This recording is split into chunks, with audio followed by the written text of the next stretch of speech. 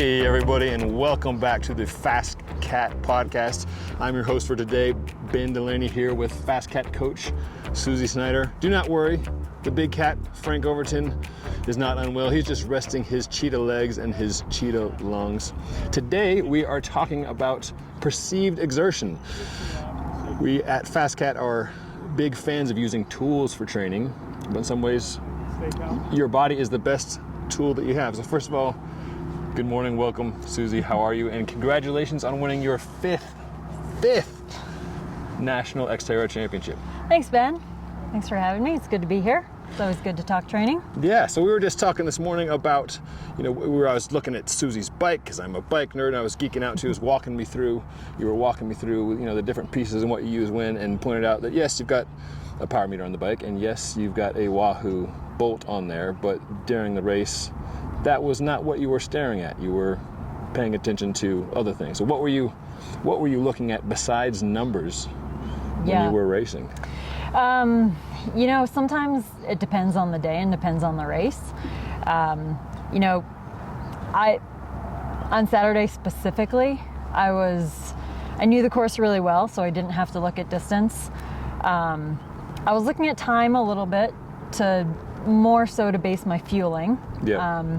I figured it would take somewhere between an hour and a half and an hour 45. So I didn't have to look at that too much. Power, I looked at every once in a while. I didn't even wear my heart rate strap because I didn't want to know. It's kind of, sometimes it's just be uncomfortable, and especially racing at altitude, you're breathing really hard, and I didn't want any restrictions around my lungs. Sure. I just wanted to feel like I could breathe as normally as possible. Sure. Do you mind if I just move your jacket just a little bit, just so we don't have the mic rubbing up on? Yeah. Just like that's fine. Just want to go there. So I think that's an interesting, I don't know if dichotomy is the right word, but so often we think about elite level racers monitoring every last little thing, and often that is the case. And I mean, it's good to know exactly what you're doing, but sometimes the measurement is, when you look at that, is not necessarily in the moment. Right. Well, the other thing is, I was on a mountain bike. Sure. And the terrain can dictate what intensity you have to go. More that, say you don't want to go over threshold. Well, if you've got a 20% grade, it doesn't matter. You're going to go over threshold. So it's sort of things like that influence what kind of effort you're going to put out regardless. Yes. Maybe road racing is a little more applicable, or certain forms of racing like time trialing. Sure, you can sit in your aero bars and stare at that power meter, and you can stick to a limit, and it's more applicable. But well, I think in certain days, you just want to get your best effort out. Yes. And staring at your power meter is not necessarily the way to do that. Yes. We are here today in lovely Avon, Colorado, just in the Vail Valley in the gorgeous Colorado Rockies. So if you hear a little bit of the sounds of beautiful nature and or some vehicles, that's why. We're just enjoying a lovely day in Colorado. Time trialing, you mentioned, is a time when people are looking at a power meter versus perceived exertion, and sometimes that's the case, but sometimes not. I've seen some pros over the years who would just tape over the power parts or the heart rate part on their monitor, because like you said, you don't want to know. Mm-hmm. Like, am I going too low? That might be demoralizing. Am I going too hard? Mm-hmm. Or but ultimately, you can only push yourself as hard as you can push yourself. So even like Taylor Phinney, in his heyday, elite level time trials would often go on feel. So let's talk about, give us a little bit of schooling here, if you would, about the rate of perceived exertion. We're big fans of acronyms here at FasCat. The FTP, the FTFP, the TSS. We're talking about RPE, rate of perceived exertion. Right. Sometimes it's a 20-point scale, sometimes it's a 10-point scale. 20 seems complicated. I couldn't tell you on any given day, am I doing like a 16 or 14? I like the 10, but where do these numbers come from? Yeah, so the 20-point scale, it was developed by a scientist, Dr. Borg, he was a psychologist. He had a colleague that was a physiologist, and they started studying how the body, basically how you feel during exercise at certain intensities and things, because his physiologist buddy saw a mismatch in the lab readings versus what the subjects were reporting. So they decided to study it. Right, this was way back in like the 50s and 60s. So he decided a 6 to 20 scale was good because it loosely correlated to heart rate. So when a person was at rest, their heart rate was about 60, hence the 6. And then at maximum exertion could be 200. So 20. Okay. So it's just a loosely, like, if you multiply by 10, that's roughly the heart rate you're at. Yes. Which, over time, everyone's learned that everyone's heart rate is so different that it's not necessarily the most accurate thing. Sorry to interrupt. I'm just going to be a nag and ask you. So I want to keep that. There we go. All right. Just go the one shoulder route. So over time, he did develop a modified scale, which was based on 1 to 10. Yes. And he did that more so to take pain and breathlessness into account. And I think because 10 is just a much more relatable scale for people. Yes. But 6 to 20 is still used in lab and in doctors' offices and things a lot. But for the everyday use, 1 to 10 is more common and more applicable and more useful, really. So I'd like to pick your brain about a few things, and one, just sort of bouncing back and forth between how new riders, new athletes, new triathletes can use this perceived exertion as a guide, and also how elite level athletes like yourself use it as a guide. And that's one thing I want to talk about. And then the other piece is when you should listen to the RPE, when to pay attention to that metric, and when maybe you should ignore that. So let's talk with that's a lot to throw at you all at once. So let's break it down, piece by piece. So let's start with beginners. When you're talking about training by zone, say someone doesn't yet have a power meter or even heart rate monitor. How do you set someone up to work by perceived exertion? Yeah. So really, when you're just getting into training, you don't want to be overwhelmed with gadgets and devices and data, right? You just need to get the hang of training and see how it feels. It doesn't take anything to learn or to measure how your body feels just by feeling it, right? So things like heart rate. Has your heart rate increased since you started moving? How much? Breathing rate, how hard are you breathing? How deep, how fast are you breathing? Muscle fatigue, so how hard are you pushing on the pedals? Or when you run, are your legs getting tired, or could you go that pace all day? So things like that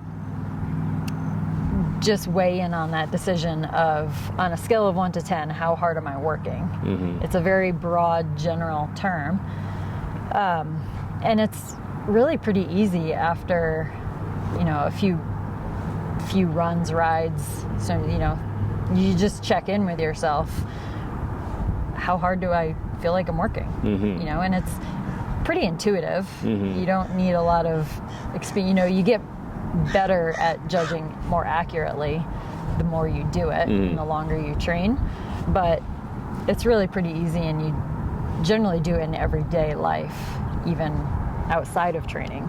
I feel kind of hungry. On a scale of 1 to, you don't think about it like on a scale of 1 to 10, how hungry am I? Right. But you're like, oh man, I'm starving. I want a cheeseburger and fries and, the whole shebang. Or, oh no, I'm just a little bit hungry. I'll just have like a Nature Valley bar. Yes. Yes. So it's the same thing. Yes. And you could, as a nutritionist, like, Dr. Lauren could come on and talk about the breakdown, the chemical breakdown, the nutritional breakdown of each thing you're eating and how many calories are in versus calorie expenditure. And that is helpful, and that is measurable and quantifiable and can be useful. But you don't need to know all that to know when you're hungry and you need to eat, or you're thirsty. Right. And like you said, am I really hungry, or am I just sort of hungry? Yeah. So it's the same thing, am I just a little bit out of breath? Oh, okay, I'm probably like a 2 or a 3. You know, think sitting on the couch is a 0 Yep. or a 1. All out sprint that you can only do for 5 or 10 seconds is a 10. So on that scale, it's pretty easy to, and you do get more accurate over time, more practice. But You've coached a huge variety of athletes, from amateur to elite level, recreational, professional athletes, and you've also worked with people like FBI, Special Forces, U.S. Army. When you're coaching those type of folks, how often are you using RPE as a guide versus a more sophisticated training tool? kind of depends on what you're doing.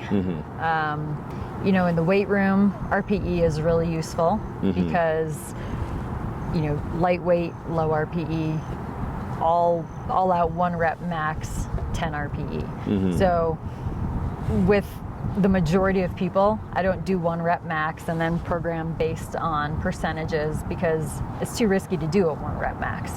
You want people to get injured. So you can use how heavy does it feel? Like, all right, we're going to do 8 reps. Want you to use a weight that's challenging at the end of 8, or you can just get 8, and it's easy to adjust. You can, based on your previous experience, do a couple warm-up sets or something, and it's easy to find that and feel that difference between an RPE of 2 or 5 or 8. Right? With endurance athletes, it's pretty easy. You go out for a run.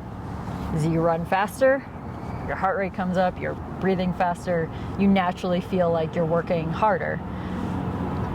It's just easy to think about and say, all right, if I'm supposed to be at an RPE of 4, I'm going too hard, I need to slow down. Or vice versa. It's pretty applicable to all situations. Yeah, so let's talk about. I want to hear about your Xterra win, because swim, mountain bike, trail run. I don't know anything about swimming aside from the fact that I'm terrible at it. Running's fairly similar. With running, you can have some of the metrics there at a glance. Some of the data measuring devices, whether that's your mostly pace and heart rate, right? Swim, you could have somebody measuring that, but I'm assuming in the Xterra, you're not looking at your watch to say like, am I on pace? Am I? But that is all perceived exertion, right? Yeah. So break me down.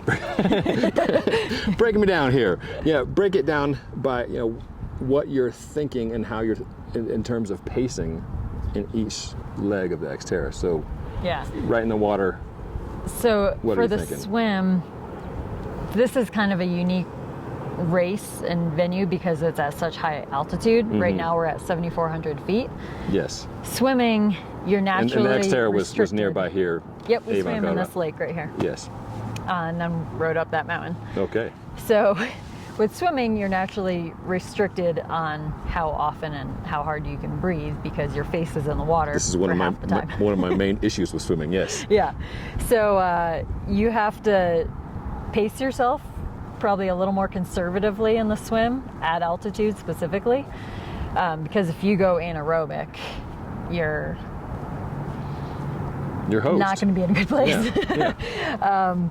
So I started fairly conservatively. I guess from the start line to the first buoy, it was pretty short, and I wanted to find a good draft. So I went pretty hard for that first probably 100 meters. And then we got around that buoy and tried to settle in, find a comfortable pace and someone to draft off of. And I was really just gauging my effort based on, okay, I'm going to breathe every stroke. Every time my right arm comes around, I'm breathing. And I don't want to feel like I'm gasping or having to I don't want to panic at all.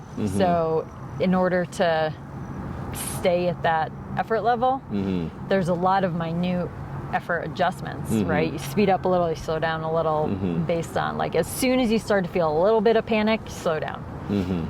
As soon as you feel comfortable, I think, okay, I can probably speed up a little bit, or I see bubbles just in front of me. If I speed up just a little bit, I can get in that draft. I see bubbles. And then I can settle in and be going faster with less effort. Yes. So. And that's analogous to a lot of bike racing, in that Yep. yet you want to do as little as possible, but still be in the race. And if there's a surge, you can't be like, nope, sorry, I have to stay at this rate here. Sorry, my watch power says meter this. says I can't go that hard. Sorry, gang.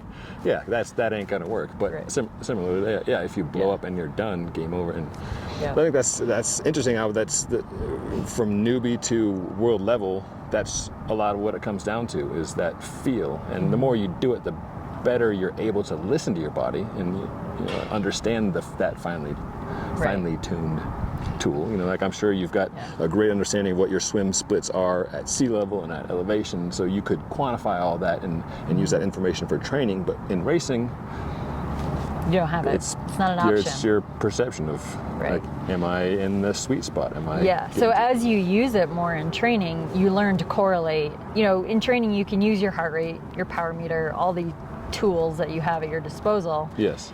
And RPE. So it becomes a combination method of, it's almost like, how reliable is my power meter or heart rate? Yes. Because I know how I feel. Does it match up with my heart rate and power? Yes. So, and conversely, how reliable am I? Right. So one thing that I found fascinating about starting to train with a power meter 1,000 years ago was seeing how differences in cadence affected my perception of what hard was. Yeah. So like for me, a normal cadence is like it's in that 80 RPM area. Mm-hmm. And at that cadence, power going up and down my RPE would generally correspond pretty well with that. Yeah. As your cadence goes up, your RPE typically goes up. Right? Yes. Your heart rate comes up a little, you're breathing a little faster. Yes. What I was going to say, though, was that at a really low cadence, like if you're on a super steep climb and you're overgeared or whatever, just bogging down in a big gear, if you would ask me how hard are you going, I would say very hard. But my power reader would say, no, you're actually not going that hard. So that was an instance of like using tools to be like, okay, what's the most optimum Well, that's also method? How do you define hard?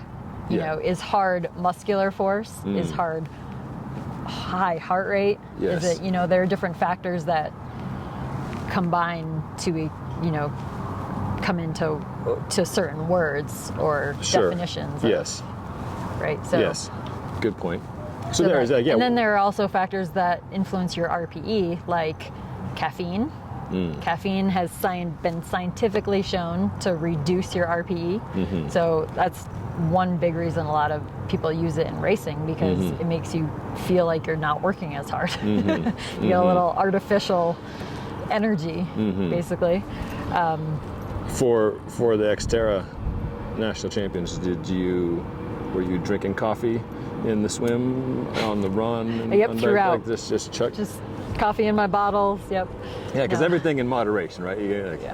Yeah. I had a little bit of coffee in the morning, but I found that I can't have very much because it just makes my nerves worse.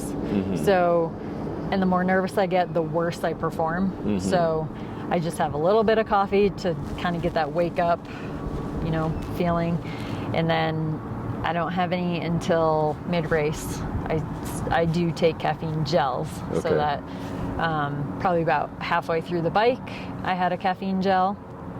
And then on the run, I had a caffeine gel because I know my energy starts to fade, towards that point in the race, and the run is the hardest part anyway. So to have a little extra boost going into that was important for me. So you said you have a coffee before race. That's in line with your normal daily. So you're not making big changes there. Nope. That's important thing. I probably have less coffee on race morning than normal days. Interesting. Just because it does increase your heart rate. Yes. And then I don't want to feel jittery.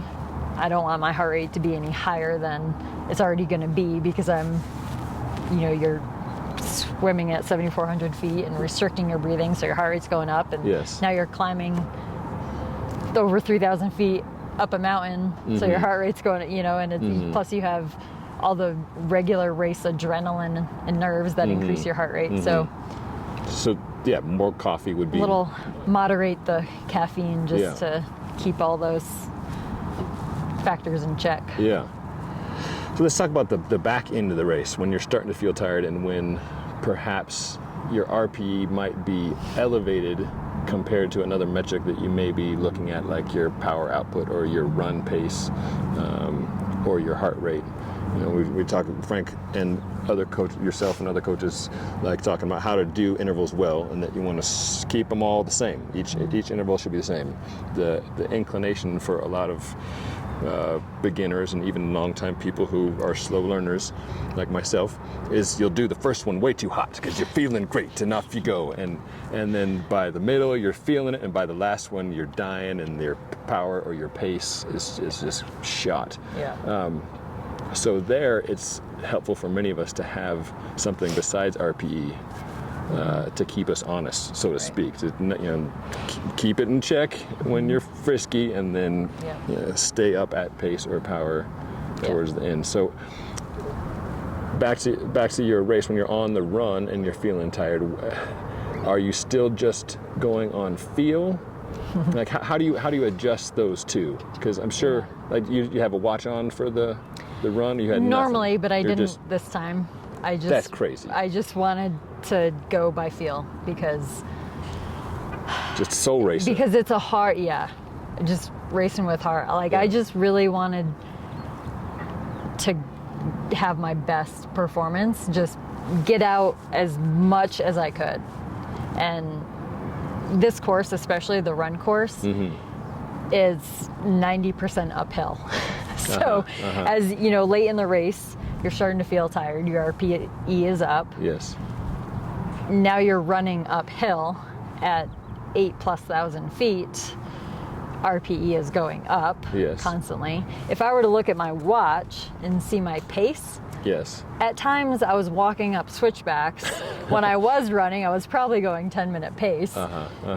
You know, if we got a little flat or downhill, sure, it'd come down to maybe 7 minutes. On the final downhill, I was running like 6-minute pace. You know, so if I were to look at my watch and see my heart rate at 170 or my pace at 11 minutes, it's just demoralizing. You know, you're like, I know I'm going slow. I don't need to know how slow. Yes, and there's nothing you can do about the pedal is all the way to the floor at that point.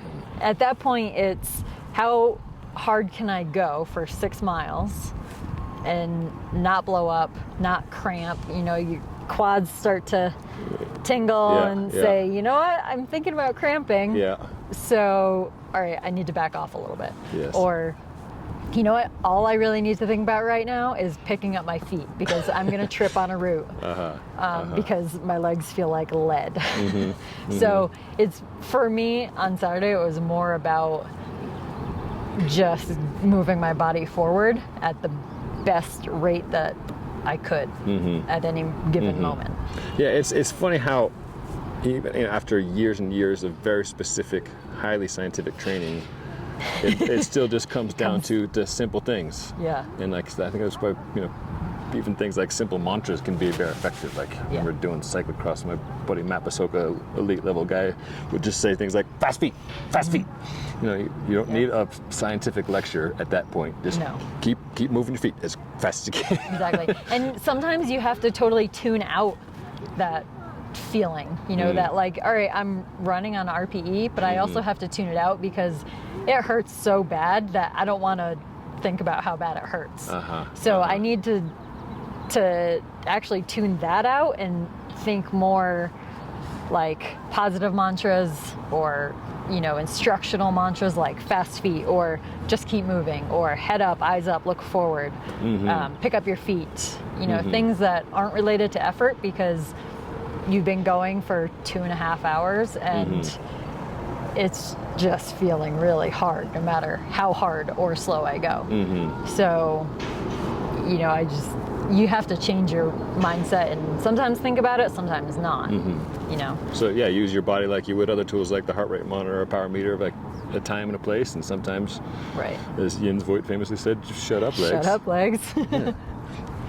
Absolutely. Shut up, computer. I don't want to hear you. I don't want to know what you have to say. Shut up, RPE. How about in the training that you give your athletes? You know, how do you help them balance when to look at your numbers, when to go on RPE, and when to just get her done, so to speak? I realize that's a super broad question, but yeah, I think it depends on the goal of the workout. So, like you said, at the beginning of a workout, you're motivated, you're fresh and rested and ready to go, and you start a little too hot. And most likely will finish a little slower. So that's a great type of workout interval session to have somebody use their devices and RPE, right? So just using RPE to correlate, say like, all right, I'm writing my intervals at sweet spot. So I'm gonna keep an eye on my computer, make sure I'm in the right zone. All right, once I'm settled in, how does that feel? Now I can just like, oh, okay, that's like 6.5 or so. Like I could hold this for a while. All right, cool. You know, and that's how you learn how to correlate, is doing those intervals. And then same thing on a recovery ride, right? A true recovery ride or workout is like barely faster than a walk or a slow pedal. You know, it's like I've told athletes, don't go over 100 watts on your recovery ride. Well, if you just go out and ride like, oh, okay, it's just an easy ride, you're going to ride too hard. yes. Right? You have to actually look at that power meter to see how hard, what gear do I need, how lightly do I need to push on the pedals to be going less than 100 watts, right? Or make it heart rate based or whatever tool they want to use. But that's how you learn, you know, what's what. You know, for an endurance ride or run, most people can feel that out pretty well. Like, all right, that's an RPE of 3 to 5. That's just, you know, kind of conversation, all day pace, what you could do for several hours. Like most people know that pretty well, and especially if you're training with people, you can just have a conversation and it's pretty easy. So a lot of people don't necessarily need a power meter to get that training zone right, or to be in that zone. Yes. You mentioned, you know, caffeine is, you know, positive, negative effector. You know, what other things can affect how someone is feeling about how they're going? You know, perhaps like life stresses or lack of sleep, and how do you help your athletes negotiate that of when to listen to their body and when to ignore? Yeah, sleep is a big one. You know, if you're feeling a little tired and groggy from a bad night's sleep, it's going to make your RPE go up, feel like you're working harder. But a lot of times, things like that, you kind of just have to learn to tune them out and say, all right, maybe it wasn't the best night of sleep, I feel kind of tired, but I'm going to get into the workout and see how it goes. And that's a great time to use your power meter, because if you can hit your prescribed watts, if you can do the workout as planned, you know, continue on, go for it. Even though you're a little tired, you may not be at 100% that day, you can still hit your target, go for it. No reason not to do the workout, right? If you're feeling a little tired going in, you say, all right, well, maybe it's not going to be the best workout in the world, but we'll see what happens. If you don't hit those numbers, you're not going to accomplish the goal of the workout. There's no point in doing it, so back off to just an endurance ride or a recovery ride. So those kinds of things are, you know, teaching opportunities, I guess, for coach athlete to kind of learn